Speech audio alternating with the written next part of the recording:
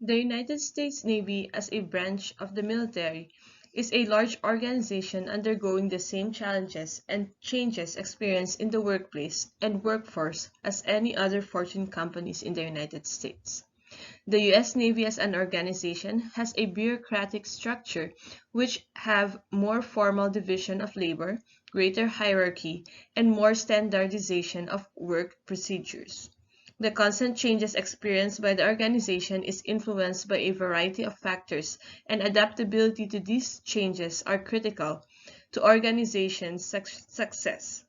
Research has identified that there is a definitive relationship between leadership behaviors and the change initiatives within the organization. Identification of issue. Currently, the U.S. Navy is greatly underperforming in the area of people management. People management is the ability of organizations or companies to attract and retain talented people. There is a major concern in the retention of service members in the fleet, and recruiting is at an all-time low. Several factors that play into this is the culture of the organization, which affects the work environment and work experience of service members. Now we will talk about the ramifications and consequences from this underperformance in people management that the U.S. Navy is experiencing. To remain a ready fleet, the U.S. Navy requires the manpower to continue to maintain and operate the Navy ships, with trained personnel separating after their first term of service and low recruitment rate for incoming service members.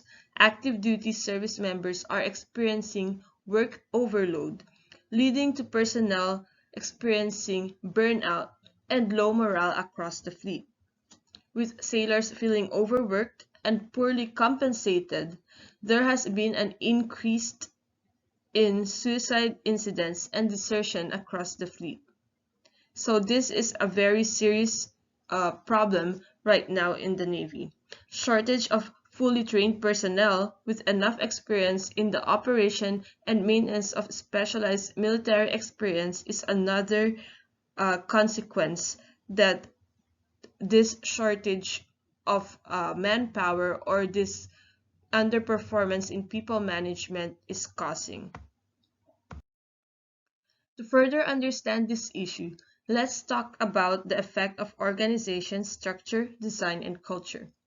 An organization's structure, design, and culture plays a critical role in the performance of the team as well as the success of the organization. A strong positive culture in an organization coordinates employee behavior and inspires employees to rally around meaningful and unified goals. The current culture in the U.S. Navy greatly affects the decision of service members to stay in the organization and for prospective recruits to join the organization. The poor organization structure, design, and culture leads to unhappy and demotivated employees. This greatly affects their work performance and dedication to the organization's visions and goals. Now let's talk about the embodiment of conscious capitalism as it applies to this organization. There are various leadership styles used by the ranks in the military, but the most prevalent is transactional leadership. Transactional leadership, which encourages the level of subordinates' performance through the exchange of benefits or rewards, contradicts the essence of conscious leadership in that it undermines the value of employees as one of the organization's stakeholders. Um, Besides this, some of the tenets of conscious capitalism are still present in the military organization. One is the higher purpose, which is seen in the selfless service to our country by the service members, as well as the broad mission that they serve, to include assisting in humanitarian missions and supporting allied countries around the world. Another tenet that is present is the conscious culture, which is also exemplified through the diverse community in the military organization. After identifying the issues that the U.S. Navy is underperforming in, Let us now talk about improvement plan using Coulter's 8-step process for leading change. The first step is to create a sense of urgency. This is done by communicating to the entire team the reason for the planned change and by being transparent with the possible challenges that may arise. Open communication is crucial to gain the trust of the team, and having a plan outlined for the change process will help ease concerns and will show that the change is inevitable. Second step is to build a guiding coalition. The organization can establish a team consisting of all ranks and from each department to ensure every member of the team has a voice, and that major concerns are integrated in the planning process.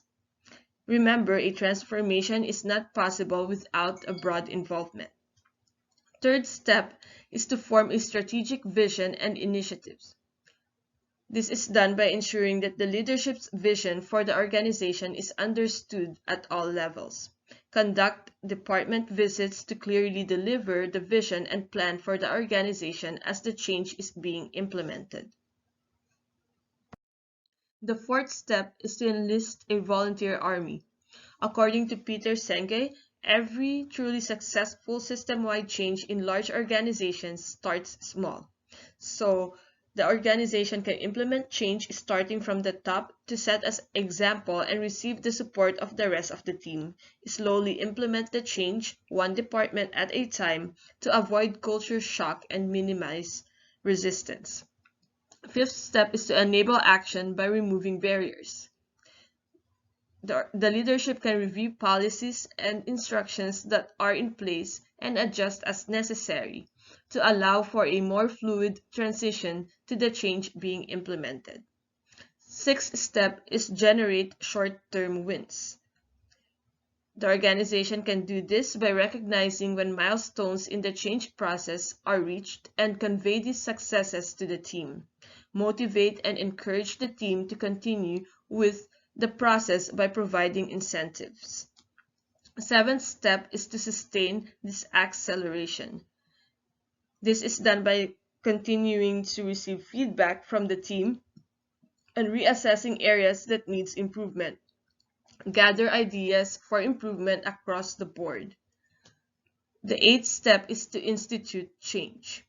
This could be done by emphasizing the positive results obtained through the change implementation and by reinforcing positive support by the team members through reward contributors. Possible challenges that may arise in this improvement plan is the resistance to the change, which could come from the organization, individuals, or both. Subordinates do not trust that change will happen, so they do not participate or support the plan presented by leadership. Another is that the group inertia which is an organizational resistance that could arise especially when the change that needs to take place is the culture of the organization. Some members of the group may not be open to changing behaviors that has become a habit. Another is the lack of awareness that may also be a challenge due to some people only pay attention to things that support their point of view, therefore being close-minded to necessary changes. To successfully implement this change in an organization and have positive feedback from the members, leaders should approach these challenges with empathy towards their subordinates. Leaders should also take a holistic view, taking in consideration every section or department that will be affected by the implemented change. Creating milestones to be met in order for small successes to be emphasized could help team members get clarity on the positive effects of this change. Lessons that we learned throughout this presentation includes that change in an organization could be caused by the need to shift the cultural identity of the organization due to negative implications caused by existing culture. Leaders create the culture, therefore change should start at the top and trickle to the rest of the members. Change is inevitable and so is resistance to change.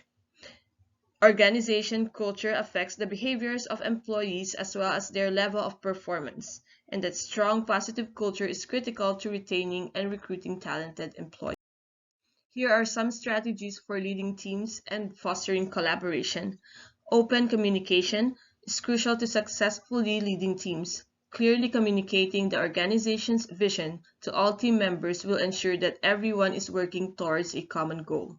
Foster continued learning environment throughout the organization to encourage collaboration between team members and to promote innovative ideas. Promote a culture of equality to drive employees' innovative mindset. A culture of equality encourages collaboration between team members.